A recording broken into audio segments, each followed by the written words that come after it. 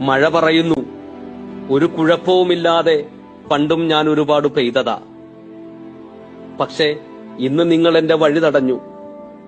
പുഴ പറയുന്നു, പണ്ടും ഞാൻ ഒരുപാട് ഒഴുകിയതാ. പക്ഷേ ഇന്ന് നിങ്ങൾ എന്റെ നെഞ്ചു തകർത്തെന്റെ കരകൾ കയ്യേറി. ഭൂമി പറയുന്നു, പണ്ടു ഞാൻ ഒരുപാട് വെള്ളം കുടിച്ചതാ. പക്ഷേ ഇന്ന് നിങ്ങൾ എന്റെ വായിൽ കോൺക്രീറ്റ് ഇട്ടടച്ചു.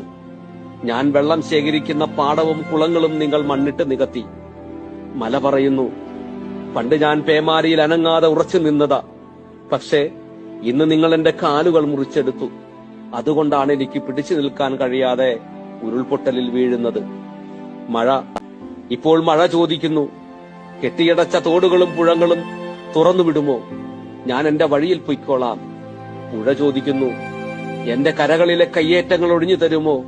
ഞാൻ എന്റെ വഴിയിൽ പൊയ്ക്കോളാം. ഭൂമിയും ചോദിക്കുന്നു, ഞാൻ വെള്ളം ശേഖരിച്ചിരുന്ന പാടവും കുളങ്ങളും തിരിച്ചു തരുമോ? മലയും ചോദിക്കുന്നു, ഇനിയെങ്കിലും എന്റെ കാല് വെട്ടുന്നത് നിർത്തുമോ? ഞാൻ ഒരു കാലിലെങ്കിലും പിടിച്ചു നിന്നോളാം. നമ്മൾ മനുഷ്യർ പ്രകൃതിയുടെ ഉടമകളല്ല, കാവൽക്കാർ മാത്രമാണെന്ന് തിരിച്ചറിയുക. അല്ലാത്ത പക്ഷം പ്രകൃതി എന്താണെന്ന് നമ്മെ പഠിപ്പിക്കും. പഠിപ്പിക്കാത്തവർക്ക് തുടർച്ചയായി 2ാം വർഷവും ഈ ഓർമ്മപ്പെടുത്തൽ മാത്രമാണ് ഈ കാലവർഷം.